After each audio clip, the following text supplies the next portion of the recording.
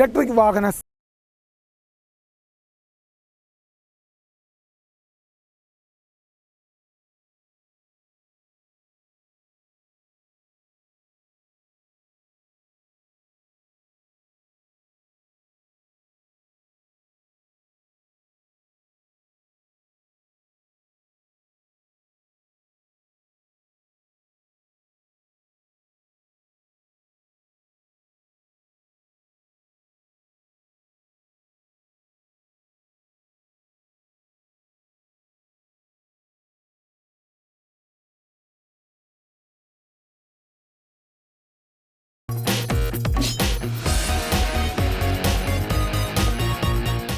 Maruti Suzuki ഈ വിറ്റാരയുടെ looks പറയുമ്പോൾ നമ്മൾ ആദ്യം തന്നെ നോക്കുമ്പോൾ തന്നെ ഇതിനൊരു പെട്രോൾ മാരുതി വണ്ടി പോലെ തന്നെയാണ് ഇതിൻ്റെ ലുക്ക് ഇരിക്കുന്നത്.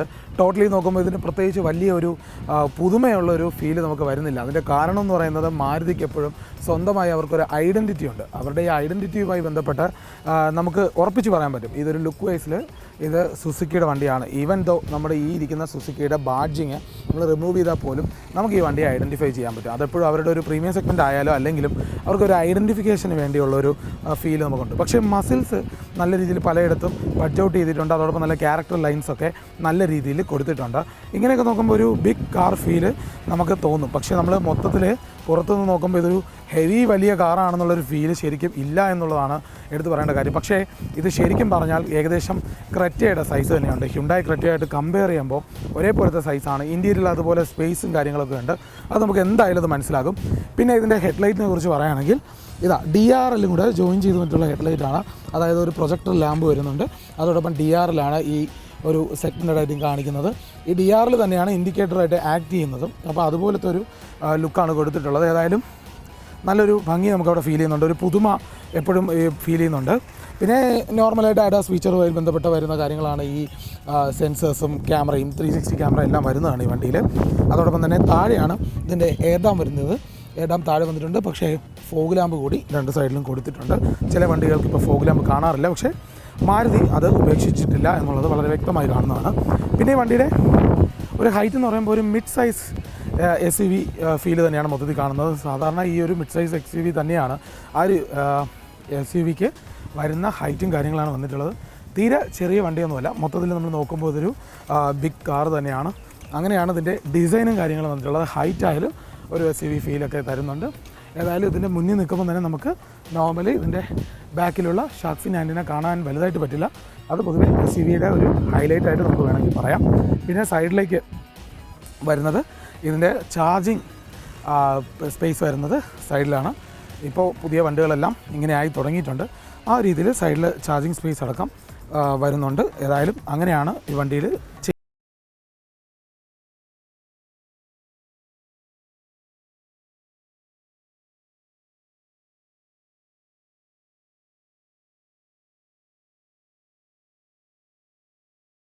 സൈഡ് പ്രൊഫൈൽ നോക്കുമ്പോൾ നമുക്ക് എടുത്തു പറയാൻ പറ്റുന്നത് ഇതിൻ്റെ ഒരു മസിൽ ഫീലാണ്. നമുക്ക് കുറച്ചുകൂടെ ബഡ്ജ് ഔട്ട് ചെയ്തിട്ടാണ് ഡിസൈൻ ചെയ്തിട്ടുള്ളത്. അതോടൊപ്പം തന്നെ നമുക്കറിയാം ഇതിൻ്റെ ഒരു എക്സ്ട്രാ പാഡിങ്സ് ഒക്കെ SUV ഫീൽ കൊടുക്കുന്നുണ്ട്. ഇതിൻ്റെ വീൽ ആർച്ചും ഒക്കെ എല്ലാം കണക്റ്റഡ് ആയി നിൽക്കുന്നുണ്ട്. ഇത് ഭയങ്കര പുതുമയുള്ളൊരു കാര്യമൊന്നുമല്ല. പക്ഷേ ഒരു പ്രീമിയം ലുക്കിന് പറ്റിയ രീതിയിൽ തന്നെയാണ് മാരുതി ഡിസൈൻ ചെയ്തിട്ടുള്ളത്. ഇനി നമുക്ക് എല്ലാവർക്കും സംശയമാണ് ഈ വണ്ടിയുടെ വലിപ്പത്തെക്കുറിച്ച്. ഏകദേശം 4275 mm ആണ് ഈ വണ്ടിയുടെ ലെങ്ത് എന്ന് പറയുന്നത്. നമുക്ക് നിസ്സാരമായി ചെറിയ വണ്ടിയാണെന്ന് തോന്നുമായിരിക്കും. അതിൻ്റെ ഡിസൈൻ വൈസാണ് തോന്നുന്നത്. പക്ഷേ അങ്ങനെ നോക്കുമ്പോൾ 4275 mm ഇതിന് ലെങ്ത് ഉണ്ട്. ഏകദേശം 1640 mm ഹൈറ്റ് ഉണ്ട്. ഏകദേശം 1.6 മീറ്റർ ഹൈറ്റ് വരുന്ന ഒരു വണ്ടിയാണ്. തീരെ ചെറിയൊരു വണ്ടിയല്ല. പിന്നെ നമുക്ക് ഈ ഇതിന് പുറത്തുള്ള ഒരു റൂഫ് റെയിലൊന്നും അധികം കണ്ടുവരാത്തതുകൊണ്ടാണ് കുറച്ചുകൂടെ ഒരു ചെറിയ വണ്ടിയായിട്ട് തോന്നുന്നത്. നമുക്കൊരു എക്സ്ട്രാ ആഡ് ചെയ്യുകയാണെങ്കിലൊക്കെ നമുക്ക് കുറച്ചുകൂടെ ഒരു ബിഗർ കാറിൻ്റെ ഫീലൊക്കെ കിട്ടും. പിന്നെ ഏകദേശം ഒരു 2700 mm ആണ് ഇതിൻ്റെ വീൽ ബേസ് വരുന്നത്. ഇതൊക്കെയാണ് ഈ വണ്ടിയുടെ ഒരു ഡയമെൻഷൻസ് എന്ന് പറയുന്നത്. അതോടൊപ്പം തന്നെ വണ്ടിയുടെ ഈ ഗ്രൗണ്ട് ക്ലിയറൻസ് എന്ന് പറയുന്നത് ഒരു 185 mm ആണ് വരുന്നത്. അതൊരു ബിഗ് ഡീലൊന്നുമല്ല. ഇതിൻ്റെ ഒരു കാറ്റഗറിയിൽ വരുന്ന മറ്റു വാഹനങ്ങളിലൊക്കെ ഒരു 200 mm ഒക്കെ വരുന്നുണ്ട്. പക്ഷേ ഇതൊരു EV ആണ്. ഒക്കേഷണലി നമുക്ക് ചില ടെറൈനുകളിലൊക്കെ കയറാം. അങ്ങനെ നോക്കുമ്പോൾ ഇത് മോശമല്ല. ഒരു 185 mm എന്ന് പറയുമ്പോൾ ഒരു മാന്യമായ രീതിയിലുള്ള ഒരു ഗ്രൗണ്ട് ക്ലിയറൻസ് ആണ്. ഇതൊക്കെയാണ് ഇതിൻ്റെ ഡയമെൻഷൻ വൈസ് പറയുന്നത്. പിന്നെ നമുക്ക് സ്വാഭാവികമായിട്ട് കാണുന്ന പോലെ ഒരു ഇൻഡിക്കേറ്റേഴ്സ് വരുന്നുണ്ട്. അത് ORV മിററൊക്കെയാണ് വന്നിട്ടുള്ളത്. അതൊക്കെ നോർമൽ കാര്യങ്ങളാണ്. പിന്നെ നമുക്ക് ഒരു ടയർ അലോയ്സ് തന്നെ നമുക്കറിയാം. ഏറ്റവും ലേറ്റസ്റ്റ് ആയിട്ടുള്ള ഒരു കട്ടിങ് രീതിയിലുള്ള ഇലക്ട്രിക് ടയർ അലോയ്സ് ആണ് വരുന്നത്. അതോടൊപ്പം തന്നെ ഇതിലെ ഒരു 225 സെഷൻ 55 സെഷൻ ടയേഴ്സാണ് വരുന്നത്. ഒരു 18 ഇഞ്ച് അലോയ് വീൽസ് വരുന്നുണ്ട്, കുറച്ച് ഹൈറ്റ് ഉള്ളതുണ്ട്. അതോടൊപ്പം തന്നെ ഇതിൻ്റെ സസ്പെൻഷൻ ട്രാവലിൻ്റെ സ്പേസ് ഒക്കെ നമുക്ക് നന്നായിട്ട് വിസിബിളായിട്ട് കാണാൻ പറ്റും. അപ്പോൾ അത്യാവശ്യം മോശമായ റോഡുകളിൽ വളരെ സേഫായിട്ട് ഓടിക്കാൻ പറ്റുന്ന വണ്ടിയാണ്. ടോട്ടലി കാണുമ്പോൾ നമുക്കറിയാം ഒരു ഫാമിലി ഓറിയൻറ്റഡ് ആയിട്ട് യൂസ് ചെയ്യുന്ന ആളുകൾക്ക്, പൊതുവേ സുസുക്കി വാഹനങ്ങൾ എടുക്കുന്നവർ ആ രീതിയിലാണ് ചിന്തിക്കുന്നത്. അപ്പോൾ അവർക്ക് വേണ്ടി തന്നെയാണ് സുസുക്കി ഇത് ഫോക്കസ് ചെയ്തിട്ടുള്ളത്. അങ്ങനെ തന്നെയാണ് നമുക്ക് തോന്നുന്നത്. ഏതായാലും ആ രീതിയിലുള്ള ഒരു ഡിസൈനും ഹൈറ്റും ഒക്കെയാണ് ഈ വണ്ടിക്കുള്ളത്. പക്ഷേ ചെറുതല്ല, ഇതുമായിട്ട് കമ്പയർ ചെയ്യുമ്പോൾ ഇതിൻ്റെ റൈവൽസുമായിട്ട് ബന്ധപ്പെട്ട് വളരെ ഒരു വലിയ വണ്ടി തന്നെയാണ്. പിന്നെ അതോടൊപ്പം തന്നെ നമുക്ക് ഡോർ ക്ലിപ്സിൽ പറയുമ്പോൾ ഫ്രണ്ട് ഡോർസിൽ ഡോർ ഹാൻഡിൽസ് നോർമലാണ്. പക്ഷേ ബാക്കിലേക്ക് വരുമ്പോൾ നമ്മൾ സ്വിഫ്റ്റിലൊക്കെ കാണുന്ന പോലെ അല്ലെങ്കിൽ അതുപോലെയുള്ള പഴയ വണ്ടികളിലും ഒക്കെ ബീറ്റിൽ മുതലൊക്കെ നമ്മൾ നാട്ടിൽ കണ്ടു തുടങ്ങിയൊരു ടൈപ്പാണ് ആ ഒരു ഹോൾഡറാണ് ഇത്. ഈ ഹോൾഡർ യൂസ് ചെയ്യുമ്പോൾ നമുക്ക് വണ്ടി ഓപ്പൺ ചെയ്യാൻ പറ്റും. ഇതൊക്കെയാണ് ഓവറോൾ ഡിസൈൻ. പിന്നെ നമുക്ക് മുകളിൽ നോക്കുമ്പോൾ അറിയാം ഇതിൻ്റെ ഒരു നമുക്ക് ഷാർക്ക് ഫിൻ ആൻറ്റിനയുണ്ട്. ഇത്രയൊക്കെയാണ് ഇതിൻ്റെ സൈഡും മൊത്തത്തിലൊരു പ്രൊഫൈല് കാര്യങ്ങളൊക്കെ പറഞ്ഞു വരുമ്പോൾ. ഇനി ബാക്കിൽ നമുക്ക് വണ്ടിയിൽ എന്തൊക്കെയാണ് പ്രത്യേകത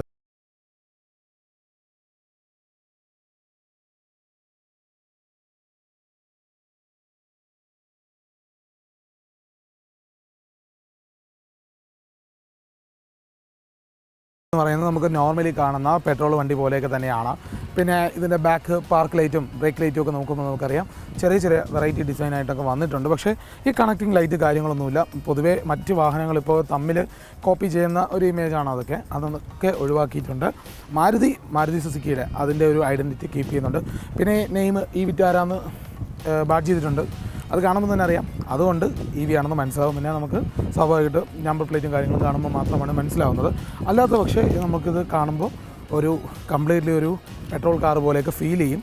ആ രീതിയിലാണ് ഇതിൻ്റെ ലുക്ക് ഡിസൈൻ ചെയ്യുന്നത്. ചില ആളുകൾക്ക് പെട്രോൾ വണ്ടി പോലെ ഇരിക്കുന്ന ഇ വികളോട് കൂടുതൽ താല്പര്യമുണ്ട്. അത് മനസ്സിലാക്കിക്കൊണ്ട് തന്നെയാണ് ഈ സുസുക്കി ഇത്തരത്തിലുള്ള ഡിസൈൻ ചെയ്തിട്ടുള്ളത്. കംപ്ലീറ്റ്ലി ഒരു ഇ വി പ്ലാറ്റ്ഫോം എന്ന് നമുക്ക് വിളിക്കാൻ പറ്റാത്ത രീതിയിലാണ് ഡിസൈൻ ചെയ്തിട്ടുള്ളത്. അതോടൊപ്പം തന്നെ റിയർ വൈപ്പേഴ്സ് അതുപോലെയുള്ള ബേസിക് ആയിട്ടുള്ള കാര്യങ്ങളെല്ലാം വന്നിട്ടുണ്ട്. പിന്നെ അവിടെ ഇവിടെയൊക്കെ സെൻസേഴ്സും ക്യാമറ എല്ലാം വന്നിട്ടുണ്ട്. 360 ക്യാമറയും കാര്യങ്ങളൊക്കെ ഉള്ള വണ്ടിയാണ്. പിന്നെ താഴേക്ക് വരുമ്പോൾ ഗ്രൗണ്ട് ക്ലിയറൻസ് പോലെ തന്നെ അത്യാവശ്യം സ്പേസ് ഉണ്ട്. പിന്നെ സ്കിഡ് പ്ലേറ്റ്സ് ഒക്കെ നോർമലാണ്, പ്രത്യേകിച്ച് എക്സ്ട്രാ കളറൊന്നും കൊടുത്തിട്ടില്ല. പിന്നെ ഇതിൻ്റെ ഡിസ്കസ് ചെയ്യേണ്ട ഒരു കാര്യം ബൂട്ട് സ്പേസ് ആണ്. നമ്മളെല്ലാവരും ഇതുപോലെയുള്ളൊരു വലിയ വണ്ടിയിലേക്ക് പോകുമ്പോൾ അതിൻ്റെ ബൂട്ട് സ്പേസ് എങ്ങനെയെന്ന് നമുക്ക് പരിശോധിക്കും. അപ്പോൾ അങ്ങനെ നോക്കുകയാണെങ്കിൽ പാർസൽ ട്രെയിൻ നോർമലായിട്ട് ഇതിൽ വന്നിട്ടുണ്ട്.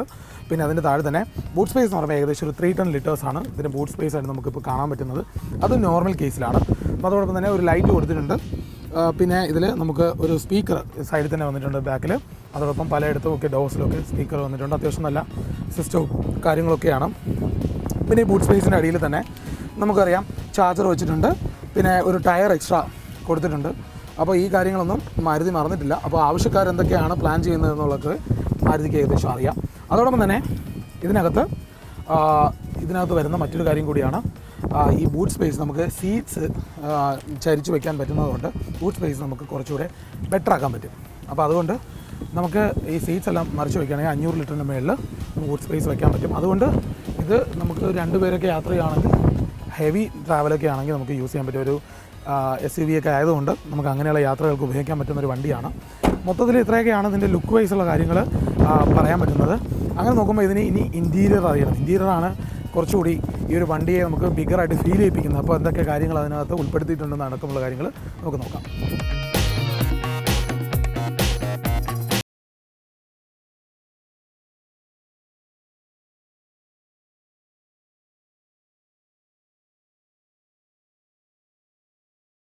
ഇൻറ്റീരിയർ നോക്കുമ്പോൾ നമുക്കറിയാം വളരെ സ്പെഷ്യാലിറ്റി ഉള്ള ഒരു ലുക്കാണ്. ഇത്തിരി പ്രീമിയം ആയിട്ട് നമുക്ക് ഫീൽ ചെയ്യുന്നുണ്ട്. ഏതായാലും പ്രീമിയം ഒക്കെ ആണെങ്കിലും വളരെ മോഡേൺ ആയിട്ട് നമുക്ക് പറയാൻ പറ്റില്ല. പക്ഷേ നല്ലൊരു ഇൻറ്റീരിയറാണ്. നമുക്ക് നോക്കുമ്പോൾ അറിയാം അതിൻ്റെ ഡാഷ്ബോർഡൊക്കെ ബ്ലാക്ക് ആണ്. പക്ഷേ അതിൻ്റെ കൂടെ തന്നെ ഒരു എക്സ്ട്രാ ലെതർ ഫിനിഷ് നമുക്കൊരു ബ്രൗൺ കളറിലൂടെ കൊടുത്തിട്ടുണ്ട്. അത് വളരെ ഒരു അഡ്വാൻസ്ഡ് ആയിട്ടുള്ള അല്ലെങ്കിൽ ഒരു പുതിയ വെറൈറ്റി ആയിട്ടുള്ളൊരു ലുക്കാണ്. ഇതിനേക്കാൾ വലിയ ലുക്കുള്ള ഇൻറ്റീരിയറുള്ള ഒരുപാട് വാഹനങ്ങൾ ഈ സെഗ്മെൻറ്റുമായിട്ട് ഉണ്ടെങ്കിലും ഈ വാഹനങ്ങൾ നോക്കുന്ന ആളുകൾക്ക് അത് വൺ ഓഫ് ദി ബെസ്റ്റ് ആണ് എന്ന് നമുക്ക് തോന്നുന്ന രീതിയിലേക്ക് ഇത് വന്നിട്ടുണ്ട്. പിന്നെ അതോടൊപ്പം തന്നെ ഇതിൻ്റെ AC സ്വിച്ചും കാര്യങ്ങളൊക്കെ ഇവിടെ എല്ലാം സ്വിച്ചായിട്ട് തന്നെ കൊടുത്തിട്ടുണ്ട്. ഇപ്പോൾ ടോട്ടലി ടച്ചും കാര്യങ്ങളൊക്കെയാണ് വരുന്നത്. പക്ഷേ അത് മാറിയിട്ട് ഇപ്പോൾ ഫുള്ളായിട്ട് സ്വിച്ചായിട്ടാണ് വരുന്നത്. പിന്നെ ഒരു വോളിയം കൺട്രോള് കാര്യങ്ങൾ കൂടിയുണ്ട്. അതും സ്വിച്ചായിട്ടാണ് കൊടുത്തിട്ടുള്ളത്. നമുക്ക് അത് യൂസ് ചെയ്യാൻ പറ്റും. ബോത്ത് ടച്ച് ആൻഡ് സ്വിച്ചാണ്. പിന്നെ ഹസാർഡ് ലാമ്പ് വരുന്നുണ്ട്. പിന്നെ അതോടൊപ്പം തന്നെ ഇതിന് ഹസാർഡിൻ്റെ സ്വിച്ച് വരുന്നുണ്ട്.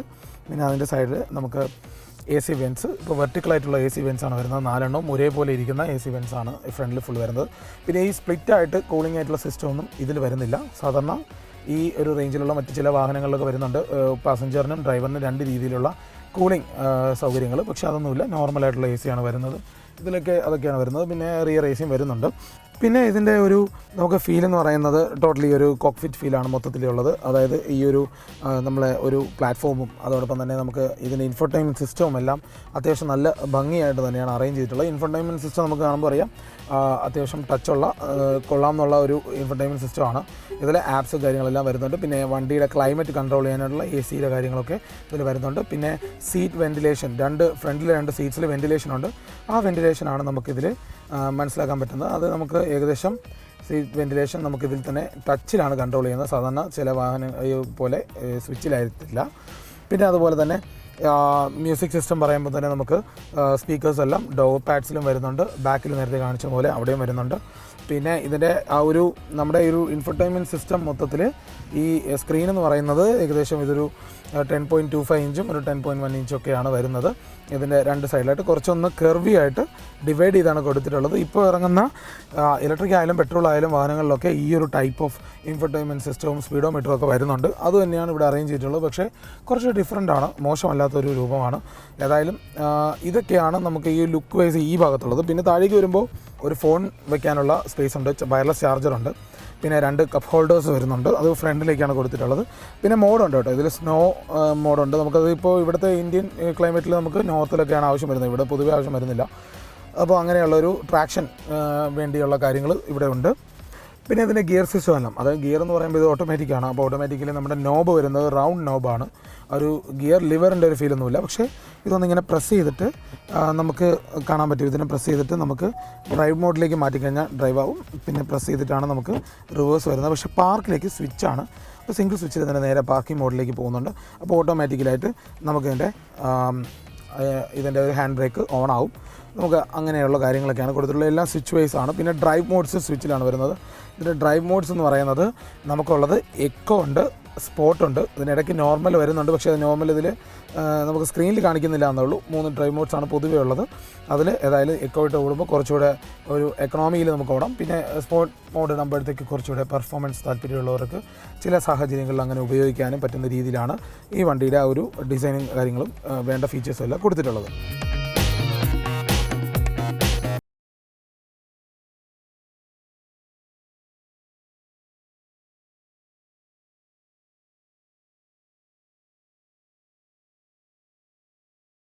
എന്ന് വെച്ച് കഴിഞ്ഞാൽ നമ്മൾ സാധാരണ ഡി ടൈപ്പ് കണ്ടിട്ടുണ്ട്, റൗണ്ട് ആയിട്ടുള്ള സ്റ്റിയറിംഗ് വീൽ കണ്ടിട്ടുണ്ട്. പക്ഷേ ഇതൊരു കുറച്ച് ബോക്സി ആയിട്ടുള്ള സ്റ്റിയറിംഗ് വീലാണ് ഈ വണ്ടിക്ക് വന്നിട്ടുള്ളത്. കാണാൻ അത്യാവശ്യം ഭംഗിയാണ്, കുറച്ചുകൂടെ വലിപ്പമൊക്കെ ഉള്ളൊരു മോഡലാണ്. നമുക്ക് നല്ല രീതിയിൽ ഡ്രൈവ് ചെയ്യാൻ നമുക്ക് നല്ല ഗ്രിപ്പ് കിട്ടുന്നുണ്ട്. അതിൻ്റെ പുറത്ത് തന്നെ ആ ഗ്രിപ്പിന് വേണ്ടിയുള്ള ലെതർ മൗണ്ടഡ് സ്റ്റിച്ചും കാര്യങ്ങളൊക്കെയാണ് വന്നിട്ടുള്ളത്. അത്യാവശ്യം ക്വാളിറ്റി ഉണ്ട്. പിന്നെ അതോടൊപ്പം തന്നെ ലെഫ്റ്റ് സൈഡിൽ ഫുള്ള് ഇൻഫർടൈൻമെൻറ്റ് സിസ്റ്റവും കാര്യങ്ങളൊക്കെയാണ് വരുന്നത്. പിന്നെ അതോടൊപ്പം തന്നെ വോയിസ് കൺട്രോളും കാര്യങ്ങളൊക്കെ വരുന്നുണ്ട്. പിന്നെ റൈറ്റിലേക്ക് വരുമ്പോൾ നമുക്ക് ക്രൂയിസ് കൺട്രോളും ട്രാക്ഷനും ഒക്കെയാണ് വരുന്നത്. അപ്പോൾ ഇതൊക്കെയാണ് ബേസിക് ആയിട്ടുള്ള കാര്യങ്ങൾ വരുന്നത്. നോർമലി നമുക്ക് ഈ വണ്ടിയിൽ കിട്ടേണ്ട ആവശ്യമുള്ള എല്ലാ കാര്യങ്ങളും നമുക്കിതിൽ ആഡ് ചെയ്തിട്ടുണ്ട് എന്നുള്ളത് നമുക്ക് വളരെ വ്യക്തമാണ്. പക്ഷേ അതിനപ്പുറത്തേക്ക് നമുക്ക് ഇതിനേക്കാൾ വലിയ ഫീച്ചേഴ്സുള്ള വണ്ടികളാണെങ്കിൽ നമുക്ക് വേറെ ഓപ്ഷൻസ് നോക്കേണ്ടി വരും. പക്ഷേ ഒരു ഫാമിലി ആയിട്ട് യൂസ് ചെയ്യേണ്ട ഒരാളിന് അല്ലെങ്കിൽ ലോങ് ടേമിലേക്ക് യൂസ് ചെയ്യേണ്ട ടിപ്പിക്കലായിട്ടുള്ള ആളുകൾക്ക് ഏറ്റവും കൂടുതലും അത്യാവശ്യമുള്ള എല്ലാ കാര്യങ്ങളും സുസുക്കി ഇതിൽ ഉൾപ്പെടുത്തിയിട്ടുണ്ട് എന്നുള്ളതാണ്. മാരുതി സുസുക്കിയുടെ വാഹനങ്ങളെല്ലാം അങ്ങനെയാണ്, ആ രീതിയിലാണ് ഇത് വന്നിട്ടുള്ളത്. ഈ വിറ്റാരയുടെ സീറ്റിൻ്റെ സ്പേസും കാര്യങ്ങളും നോക്കുമ്പോൾ നമുക്കറിയാം ഇത് അത്യാവശ്യം നല്ല വൈഡറായിട്ടുള്ള സീറ്റൊക്കെ തന്നെയാണ്. ട്രാവൽ ചെയ്യുമ്പോൾ ഒരു 4 പേർക്കൊക്കെ മൊത്തത്തിൽ യാത്ര ചെയ്യാൻ പറ്റുന്നൊരു വണ്ടിയാണ്. ബാക്കിലെ സ്പേസ് നമുക്ക് കുറച്ചുകൂടെ നോക്കുമ്പോൾ മനസ്സിലാവും. പിന്നെ ഇതിൻ്റെ കളർ എന്ന് പറയുന്നത് നല്ല രീതിയിൽ ഒരു ചെയ്തിട്ടുള്ള ലെതർ മൗണ്ട് കൂടെ മിക്സ് ചെയ്തിട്ടുള്ള ഒരു സീറ്റാണ് വരുന്നത്. അതിൽ ബ്രൗൺ കളർ കൊടുത്തിട്ടുണ്ട് ഷെയ്ഡായിട്ട്, അതോടൊപ്പം തന്നെ ബ്ലാക്കും കൊടുത്തിട്ടുണ്ട്. പിന്നെ വെൻറ്റിലേറ്റഡ് സീറ്റാണ് വരുന്നത്. ഇതിൻ്റെ ഫ്രണ്ടിലെ 2 സീറ്റ്സും വെൻറ്റിലേറ്റഡ് ആണ്. നമ്മൾ ഇൻഫർടൈൻമെൻറ്റ് സിസ്റ്റത്തിലൂടെയാണ് അത് മനസ്സിലാക്കി പോകുന്നത്. അത് യൂസ് ചെയ്യാനും അത് കൺട്രോൾ ചെയ്യുന്നതെല്ലാം ആ ടച്ച് സിസ്റ്റം വഴിയാണ്. പിന്നെ ഇതിൻ്റെ താഴേക്ക് വരുമ്പോൾ ഇവിടെ ഒരു ഗ്യാപ്പ് കൊടുത്തിട്ടുണ്ട്. അതിനകത്താണ് ചാർജിങ് ഉള്ളത്. അതായത് 12 വാട്ടിൻ്റെ ചാർജറും അതോടൊപ്പം തന്നെ വയർ കണക്ട് ചെയ്യേണ്ട ചാർജറും ഒക്കെ വരുന്നത് ഈ ഗ്യാപ്പിനകത്താണ്. അതൊരു ഡിസൈൻ വൈസ് ഒരു ഡിഫറൻ്റ് ആയിട്ടുള്ള ലുക്കാണ് നമുക്ക് പറയേണ്ടത്. പക്ഷേ അത് വലിയ ഒരു പ്രാക്ടിക്കലാണെന്ന് ചോദിക്കുമ്പോൾ നമുക്ക് ചെറിയ ബുദ്ധിമുട്ടുകളുണ്ട്. പക്ഷേ നമ്മൾ റൈഡ് ചെയ്യുമ്പം അല്ലെങ്കിൽ ഡ്രൈവ് ചെയ്യുമ്പോൾ നമുക്ക് ഈ ഇതിനുള്ളിൽ ഫോൺ താഴെ വയ്ക്കുന്നത് നല്ലതായിരിക്കും. അപ്പോൾ അത് ഉദ്ദേശിച്ചായിരിക്കും മാരുതി ആ രീതിയിൽ ഡിസൈൻ ചെയ്തിട്ടുള്ളത്. പക്ഷേ കുറച്ച് വെറൈറ്റി ആയിട്ടുള്ള ലുക്ക് തന്നെയാണ്. അതാ പറഞ്ഞത്, മറ്റു വാഹനങ്ങൾ വെച്ച് നോക്കുമ്പോൾ ഫീച്ചർ റിച്ച് ആണെന്ന് നമുക്ക് പറയാൻ പറ്റില്ല. പക്ഷേ ആവശ്യമുള്ള എല്ലാ കാര്യങ്ങളും കൊണ്ട് കുറച്ച് വെറൈറ്റി ലുക്കാണ്. പിന്നെ ഈ വിറ്റാരയുടെ ടോപ്പ് എൻഡിൽ മാത്രം വരുന്നതാണ് സൺറൂഫ്. സൺറൂഫ് എന്ന് പറയുമ്പോൾ പെനോറമിക് ഒന്നുമല്ല, നോർമലായിട്ട് ഓപ്പൺ ചെയ്ത് വയ്ക്കാമെന്നുള്ള ഒരു ഫ്രണ്ടിലൂടെ കാണാൻ പറ്റുന്ന ഒരു സൺറൂഫാണ്. പക്ഷേ ഒരു പ്രശ്നം എന്താണെന്ന് വെച്ച് കഴിഞ്ഞാൽ നമുക്കിത് ഗ്ലാസ് തുറക്കാൻ പറ്റില്ല. നോർമലി ഇങ്ങനെ കാണാനാണെങ്കിൽ നമുക്ക് ഈ സൺറൂഫ് യൂസ് ചെയ്യാം. അങ്ങനെ മാത്രം കൊടുത്തിരിക്കുകയാണ്. ടോപ്പ് എൻഡിൽ മാത്രമേ ഉള്ളൂ. 3 വേരിയൻറ്റുകളുണ്ട്. അതിൽ ആൽഫ, ഡെൽറ്റ, സീറ്റ വേരിയൻ്റ് ഒക്കെയാണ്. അതിൽ ടോപ്പ് എൻഡിലും മാത്രമാണ് ഇത് കൊടുത്തിട്ടുള്ളത്. നമുക്ക് ഇതുപോലെ സ്വന്തമായിട്ട് നീക്കി നമുക്ക് ഉപയോഗിക്കാം എന്നേ ഉള്ളൂ. നമുക്ക് അത്യാവശ്യം ലൈറ്റും കാര്യങ്ങളും കിട്ടുന്ന രീതിയിൽ മാത്രമാണ് ഇതിൻ്റെ ഒരു ഫീൽ കിട്ടുന്നത്. അല്ലാതെ നമുക്ക് ഇതിനെ ഒരു ഓപ്പൺ ചെയ്യുന്ന രീതിയിൽ മറ്റു കാര്യങ്ങളൊന്നും നമുക്ക്, അതായത് നമുക്ക് ആ ഒരു എൻജോയ്മെൻ്റ് ഒന്നും ഇതിൽ കിട്ടില്ല. പക്ഷേ വേണമെന്നുള്ളവർക്ക് ടോപ്പ് എൻഡിൽ ഇത് ഓപ്റ്റ് ചെയ്യാം. അപ്പോൾ ഈ കാര്യം കൂടി ഇതിനകത്ത് ഉൾപ്പെട്ട് വരുന്നുണ്ട്. പിന്നെ 360 ക്യാമറയും കാര്യങ്ങളും ഉള്ളതുകൊണ്ട് തന്നെ സേഫ്റ്റി ഫീച്ചേഴ്സിൻ്റെ കാര്യത്തിൽ കുറച്ച് ബെറ്ററാണ്. നമുക്ക് ഡ്രൈവ് ചെയ്യുമ്പോൾ തന്നെ നമുക്ക് ഏകദേശം മനസ്സിലാവും. അഡാപ്റ്റീവ് സേഫ്റ്റിയൊക്കെ ഇതിലുള്ളതുകൊണ്ട്.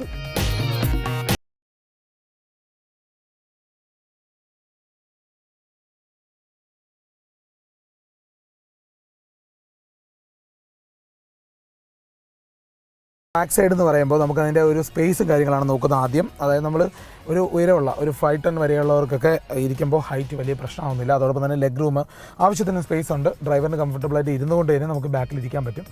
പ്രാക്ടിക്കലായിട്ടുള്ള ഒരു സ്പേസ് തന്നെയാണ്. പിന്നെ റിയർ AC വെൻ്റ് നമ്മളിവിടെ കൊടുത്തിട്ടുണ്ട്.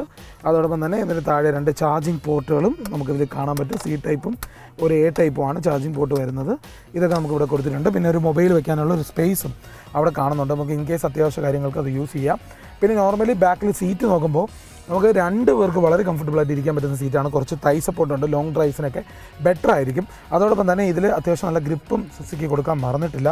അത് മനസ്സിലാക്കേണ്ട ഒരു കാര്യം തന്നെയാണ്. പിന്നെ 2 പേർക്ക് കംഫർട്ടബിളായിട്ട് ഇരിക്കാം. 3 പേർക്ക് വേണമെങ്കിൽ നമുക്ക് യാത്ര ചെയ്യാം. അതായത് 5 സീറ്റർ ആയിട്ടുള്ളൊരു വണ്ടി തന്നെയാണ്. അതിനുള്ള സ്പേസും കാര്യങ്ങളും അത്യാവശ്യം ഉണ്ട് താനും. എന്നാൽ ഇതിൻ്റെ ഏറ്റവും വലിയ പ്രത്യേകത എന്ന് പറയുന്നത് ഇതിൻ്റെ സീറ്റിൻ്റെ കാര്യം നോക്കുമ്പോൾ നമുക്ക് 3 സീറ്റിനും ഹെഡ് ഹോൾഡേഴ്സ് ഉണ്ട്, ഹെഡ് റെസ്റ്റ് ഉണ്ട്. അത് ഹെഡ് റെസ്റ്റ് 3 സീറ്റിലും കൊടുത്തത് വലിയ അത്യാവശ്യമുള്ള കാര്യമാണ്. 3 പേർക്ക് യാത്ര ചെയ്യുമ്പോൾ അത് ഗുണപ്പെടും. ചില വാഹനങ്ങളിൽ അത് കൊടുക്കുന്നില്ല. പക്ഷേ 2 പേർക്ക് ലക്ഷറി ആയിട്ടാണ് യാത്ര ചെയ്യണമെന്ന് ആഗ്രഹം ഉണ്ടെങ്കിൽ നമുക്ക് ആ ഒരു സീറ്റ് ടോട്ടലി ബെൻഡ് ചെയ്തുകൊണ്ടാണ് ഒരു ഹാൻഡ് റെസ്റ്റ് ഇതിൽ സെറ്റ് ചെയ്യുന്നത്. 2 കപ്പ് ഹോൾഡേഴ്സ് ഉണ്ട്. അത്യാവശ്യം ഡ്രൈവിന് നമുക്ക് പോകുമ്പോൾ 4 പേർക്ക് ലക്ഷറീസ് ആയിട്ട് ട്രാവൽ ചെയ്യാൻ പറ്റുന്ന രീതിയിലാണ് സുസുക്കി ഇതിനെ ക്രിയേറ്റ് ചെയ്തിട്ടുള്ളത്.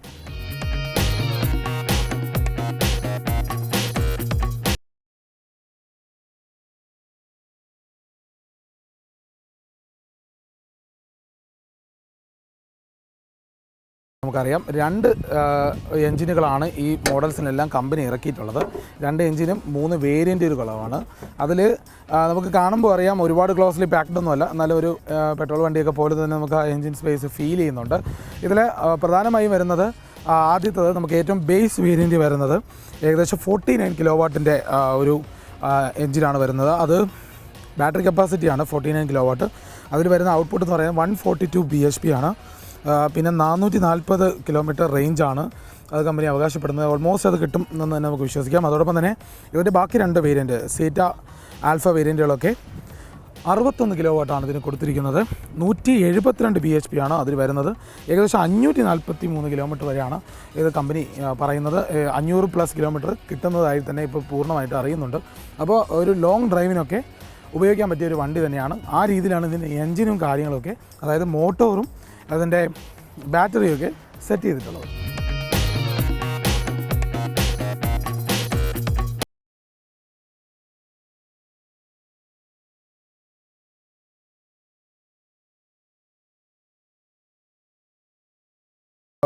ഡ്രൈവിംഗ് ഫീൽ എന്ന് പറയുന്നത് സാധാരണ നമ്മൾ എപ്പോഴും മാരുതിയിൽ കിട്ടുന്ന ഒരു ഫീൽ തന്നെയാണ്. നമുക്കത് സ്റ്റിയറിങ് നമുക്ക് യൂസ് ചെയ്യുമ്പോൾ നമുക്ക് ആ കിട്ടുന്ന ഫീൽ അങ്ങനെ തന്നെയാണ്. മാരുതി എങ്ങനെയാണോ ഓടിക്കുന്നത് അതുപോലെ നമുക്ക് ഒരു പെട്രോൾ മാരുതി ഓടിക്കുമ്പോൾ കിട്ടുന്ന ഒരു കംഫോർട്ടും ആ ഒരു ഇതൊക്കെയാണ് കിട്ടുന്നത്. പിന്നെ ടേണിംഗ് റേഡിയസ് കുറച്ച് കൂടുതലാണ്. നമുക്കറിയാം ഇത് അത്യാവശ്യം ഒരു 4 മീറ്ററിനേക്കാളും ലെങ്ത് ഉള്ള ഒരു കാർ ആയതുകൊണ്ട് ഏതായാലും ഡ്രൈവ് ചെയ്യുമ്പോഴത്തേക്കും നമുക്ക് ആ ഒരു സുഖം കിട്ടുന്നുണ്ട് നമുക്ക് മൊത്തത്തിൽ നോക്കുമ്പോൾ. പിന്നെ ഇതിന് മോഡ്സ് എന്ന് പറയുന്നത് പ്രധാനപ്പെട്ട 3 മോഡ്സ് ആണുള്ളത്. ഇതിൽ നമുക്ക് ഡിസ്പ്ലേയിൽ കാണിക്കുന്ന 2 മോഡുകളാണ്, എക്കോയും അതോടൊപ്പം തന്നെ ഇതിന് പ്രധാനപ്പെട്ട ഒരു സ്പോർട്ട് മോഡുമാണ്. ഇതിനിടയിൽ നോർമൽ മോഡുണ്ട്. ഈ 3 മോഡ്സ് നമുക്ക് മാറി ഓടിക്കാം. ഏതായാലും ഒരു ഡ്രൈവ് മോഡ്സിലേക്ക് മാറുമ്പോൾ ഒരു സ്പോർട്സിലേക്ക് പോകുമ്പോൾ ഒരു എൻറ്റയർലി ഡിഫറെൻ്റ് ആയിട്ടുള്ള ഒരു ഫീല് തന്നെയാണ് നമുക്ക് പൊതുവേ കിട്ടുന്നത് ഈ വണ്ടിയിൽ നിന്ന്. ഏതായാലും ആ ഒരു പെർഫോമൻസ് എന്ന് പറയുന്നത് നമുക്കറിയാം അതിൻ്റെ ഒരു ടോപ്പ് എൻഡിലേക്ക് വരുമ്പോൾ തന്നെ 172 bhp പവറൊക്കെയാണ് കിട്ടുന്നത്. അപ്പോൾ ആ ഒരു പെർഫോമൻസ് പിന്നെ ഇലക്ട്രിക് വാഹനങ്ങളായതുകൊണ്ട് തന്നെ കുറച്ചുകൂടി ടോർക്കി ആയിരിക്കും. അങ്ങനെയുള്ള ഒരു ഇതാണ്. പിന്നെ ഇവിടുത്തെ ചെറിയ റോഡുകളിലായാലും അനായാസം ഓടിച്ച് പോകാം. എന്നുള്ളതാണ് പ്രത്യേകത. പിന്നെ ഇതിൽ നമുക്ക് അഡാപ്റ്റീവ് ഫീച്ചറാണ് സേഫ്റ്റി ഫീച്ചേഴ്സായിട്ട് വന്നിട്ടുള്ളത്. അതുകൊണ്ട് തന്നെ നമുക്ക് ഈ ഒരു വാഹനത്തിൽ നല്ല സെൻസേഴ്സും കാര്യങ്ങളൊക്കെ വന്നിട്ടുണ്ട്. ബേസിക്കാണ് വരുന്നത്. ഏതായാലും വേറെ വാഹനങ്ങൾ അടുത്തേക്ക് വരുമ്പോൾ ഉള്ള ബുദ്ധിമുട്ടുകൾ നമുക്കത് മനസ്സിലാക്കി തരും. അതായത് കോർണറിൽ പോകുമ്പോഴേക്കും അതോടൊപ്പം തന്നെ വാഹനങ്ങൾ ചേർന്ന് പോകുമ്പോഴേക്കുമൊക്കെ നമുക്കത് മനസ്സിലാക്കി തരും. അതോടൊപ്പം തന്നെ ഇതൊരു പിന്നെ ക്രൂയിസ് കൺട്രോൾ പോലെയുള്ള ബേസിക് കാര്യങ്ങൾ, ട്രാക്ഷൻ കൺട്രോളൊക്കെ ഇതിൽ വരുന്നുണ്ട്. പിന്നെ ഒരു വലിയ വാഹനമാണ്, അതുകൊണ്ട് തന്നെ നമുക്ക് ഇവിടുത്തെ റോഡുകളിൽ ഓടിക്കാൻ വലിയ ബുദ്ധിമുട്ടുകളില്ല. സാധാരണ ഒരു ക്രെറ്റ പോലെയുള്ള കാറുകളൊക്കെ പോലെ തന്നെയാണ്. പിന്നെ ഹൈവേസിലാണ് കുറച്ചുകൂടെ കംഫർട്ടബിളായിട്ട് ഓടിക്കാൻ പറ്റുന്നത്. പിന്നെ റീജനറേഷൻ മോഡുണ്ട്. നമുക്ക് റീജനറേഷൻ മോഡിൻ്റെ കാര്യം പറയുമ്പോൾ തന്നെ നമുക്ക് 3 ലെവലുണ്ട് റീജനറേഷൻ മോഡ്. അതിൽ ആ ഡിഫറെൻറ്റ് ലെവൽസ് തന്നെ നമുക്ക് ഓരോ ടൈപ്പാണ്. നമുക്ക് കുറച്ചുകൂടി എക്സ്ട്രീമായിട്ട് ഹൈ ഇട്ടൊക്കെ ഓടിക്കാം. അപ്പോൾ നമുക്കൊരു ഹൈറ്റിൽ നിന്നൊക്കെ താഴേക്ക് വരുമ്പോൾ, ഒരു എലിവേഷനിൽ നിന്നൊക്കെ താഴേക്ക് വരുമ്പോൾ നമുക്കത് ഭയങ്കര ഗുണകരമാണ്. നമുക്ക് ബ്രേക്കിങ്ങിനായാലും ഭയങ്കര സപ്പോർട്ട് നമുക്ക് ഈ വാഹനത്തിൽ നിന്ന് കിട്ടും എന്നുള്ളത് വളരെ പ്രധാനമാണ്. ഇതൊക്കെയാണ് ഇതിൻ്റെ ഒരു സേഫ്റ്റി ഫീച്ചേഴ്സ് വരുന്നത്. പിന്നെ എയർ ബാഗ്സിൻ്റെ കാര്യത്തിലേക്ക് വരുമ്പോൾ 7 എയർ ബാഗ്സാണ് ഈ വണ്ടിയിൽ കൊടുത്തിട്ടുള്ളത്. അതുകൊണ്ട് സേഫ്റ്റിയുടെ കാര്യത്തിൽ ഒരു കുറവും വരുത്തിയിട്ടില്ല എന്നുള്ളതാണ് നമുക്ക് എടുത്തു പറയേണ്ട ഒരു കാര്യം.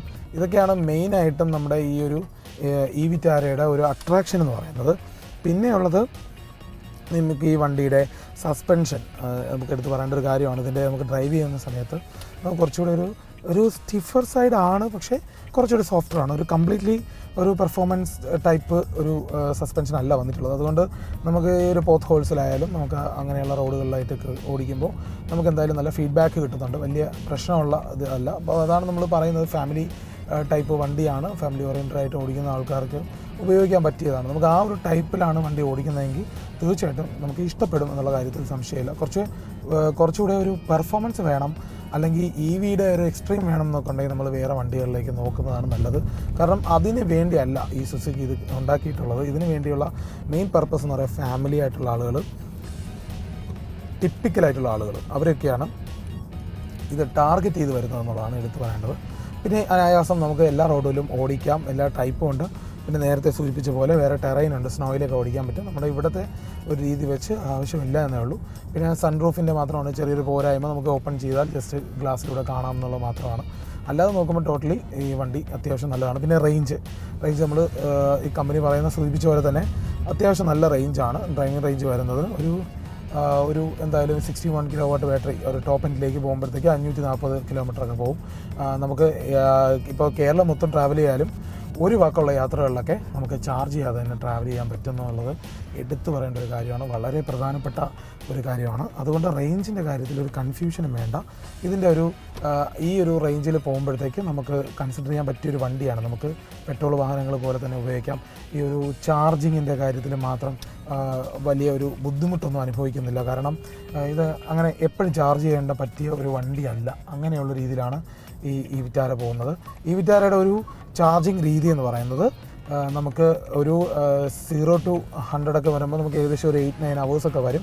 ഒരു 5 hours മേളിൽ 0 to 80 നമുക്കൊരു 5 hours ടൈം അല്ലെങ്കിൽ 6 hours എടുക്കും. പക്ഷേ നമുക്ക് നോർമലായിട്ടുള്ള ഒരു ചാർജിങ്ങിനാണ് അത് വരുന്നത്. പക്ഷേ ഒരു ഫാസ്റ്റ് ചാർജിങ്ങാണ് യൂസ് ചെയ്യുന്നതെങ്കിൽ നമുക്ക് ഏകദേശം 1.5 മണിക്കൂർ കൊണ്ട് തന്നെ ചാർജ് ചെയ്യാൻ പറ്റും. അതുകൊണ്ട് അതും വലിയൊരു പ്രശ്നമല്ല. പിന്നെ റേഞ്ച് ഉള്ളത് കൊണ്ട് തന്നെ അത് വലിയ ഒരു ആശ്വാസകരമായ കാര്യമാണ്. അതുകൊണ്ട് ലോങ് ഡ്രൈവ്സിനും ഫാമിലി യൂസിനും ഡെയിലി യൂസിനും ഒക്കെ ഉപയോഗിക്കാൻ പറ്റിയ വണ്ടിയാണ്. എന്നും ചാർജ് ചെയ്യേണ്ട ആവശ്യമൊന്നും വരുന്നില്ല നോർമൽ ആയിട്ടുള്ള യൂസ് ആണെങ്കിൽ. പിന്നെ അതിൻ്റെ റിവേഴ്സ് ക്യാമറയും പാർക്കിംഗ് സെൻസറും കാര്യങ്ങളൊക്കെ പറഞ്ഞു വരുമ്പോൾ അതിൻ്റെ ക്യാമിന് ഒരു 360 ക്യാമറയൊക്കെ ഉണ്ട്, ADAS ഫീച്ചറൊക്കെ ഉണ്ട്. അതോടൊപ്പം തന്നെ ക്യാമറയൊക്കെ ഏകദേശം ആക്യുറേറ്റൊക്കെയാണ്. പക്ഷേ ആ ഒരു ടോപ്പ് എൻഡ് ലെവലിലേക്ക് ഈ ഒരു വണ്ടികളുടെ ഒരു റൈവൽസിന് പറ്റിയ രീതിയിലുള്ള ഒരു സപ്പോർട്ട് ഇല്ല. അതായത് ക്വാളിറ്റി ബേസിൽ ക്യാമറ വിഷ്വലത്തിൽ ഡള്ളാണെന്നുള്ളതാണ് ഒരു ചെറിയൊരു പരാതിയുള്ളത്. അല്ലാത്ത പക്ഷം നമുക്ക് നോക്കുമ്പോൾ അതും ഓക്കെയാണ്. നമ്മൾ സേഫ്റ്റി ബേസിൽ നോക്കുകയാണെങ്കിൽ ഓക്കെയാണ്. പക്ഷേ നമുക്ക് ആളുകളെയൊക്കെ റെക്കഗ്നൈസ് ചെയ്യാനൊക്കെ ഈ വിഷനിലൂടെ നമുക്ക് ചെറിയ ബുദ്ധിമുട്ടുകളുണ്ട്. അല്ലാത്ത വേറെ തരത്തിലുള്ള പ്രശ്നങ്ങളൊന്നും നമ്മൾ ഈ വണ്ടിയിൽ കാണുന്നില്ല. നല്ല രീതിയിലുള്ള ഒരു അഡ്വാൻസ്ഡ് ആയിട്ടുള്ള എല്ലാ സേഫ്റ്റി ഫീച്ചേഴ്സും ഒക്കെ ഈ വാഹനത്തിൽ വരുന്നുണ്ട്. ഏതായാലും ബ്രേക്കിങ്ങിൻ്റെ കാര്യം പറയുമ്പോഴും മോഡിനനുസരിച്ചൊക്കെ അതിൻ്റെ മൂഡും മാറുന്നുണ്ട്. ഏതായാലും നമ്മൾ ബ്രേക്ക് ചെയ്യുന്ന സമയത്ത് സഡൻ ആയിട്ടുള്ള ഒരു ബ്രേക്കിംഗ് ആണെങ്കിൽ അതിനൊരു ഇമ്പാക്റ്റ് കൂടുതലാണ്. അതുകൊണ്ട് ബ്രേക്കിന് ബൈറ്റ് കൂടുതൽ കൊണ്ട് തന്നെ നമുക്ക് വളരെ ഒരു റെസ്പോൺസീവ് ആയിട്ടുള്ള ബ്രേക്ക് ആയതുകൊണ്ട് അത് മനസ്സിലാക്കി ഓടിക്കുന്നതായിരിക്കും നല്ലത്. അങ്ങനെ ഓടിക്കുന്നവർക്ക് ഇത് വൺ ഓഫ് ദി ബെസ്റ്റ് ഓപ്ഷനാണ്. ഏതായാലും നല്ല വാഹനങ്ങൾ പരീക്ഷിക്കുന്നവർക്ക് ഏതായാലും ഈ വാഹനം കൂടി ഒന്ന് ഓടിച്ച് നോക്കുന്നത് നല്ലതാണ്. അങ്ങനെ താല്പര്യമുള്ളവർക്ക് തീർച്ചയായിട്ടും എടുക്കാം. കാരണം എല്ലാ ഫീച്ചേഴ്സും നിറച്ചുകൊണ്ട് നമ്മുടെ ആവശ്യങ്ങൾക്ക് വേണ്ട എല്ലാ കാര്യങ്ങളും സുസുക്കി ഇതിൽ തയ്യാറാക്കിയിട്ടുണ്ട്. പക്ഷേ നമുക്ക് എക്സ്ട്രാ ഫീച്ചേഴ്സ് വേണം. ഒരു ഗംഭീര EV ആണ്, അൾട്രാ മോഡേൺ ആണെങ്കിൽ വേറെ ഓപ്ഷൻസ് കൂടി കൺസിഡർ ചെയ്യുന്നതായിരിക്കും.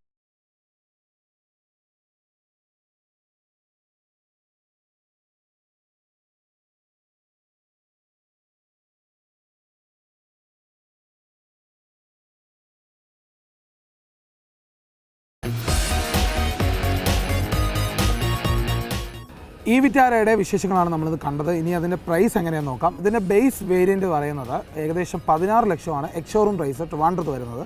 ഇതിൻ്റെ ടോപ്പ് എൻഡിലേക്ക് പോകുമ്പോഴത്തേക്ക് ഇതിൻ്റെ പ്രൈസ് ഡുവൽ ടോൺ വേരിയൻ്റ് ഒക്കെയാണ് വരുന്നത്. അതിൻ്റെ പ്രൈസ് ഒരു 20 ലക്ഷമാണ് എക്സ്ഷോറൂം പ്രൈസ് വരുന്നത്.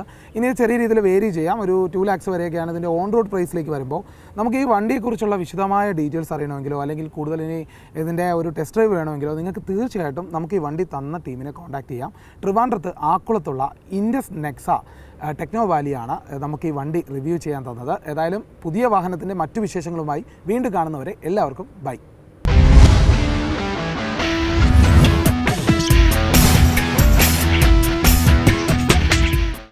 ഏറ്റവും പുതിയ വാർത്തകളും വിശേഷങ്ങളും വിരൽത്തുമ്പിലറിയാൻ സീ മലയാളം ന്യൂസ് എല്ലാ ഡിജിറ്റൽ പ്ലാറ്റ്ഫോമുകളിലും ലഭ്യം.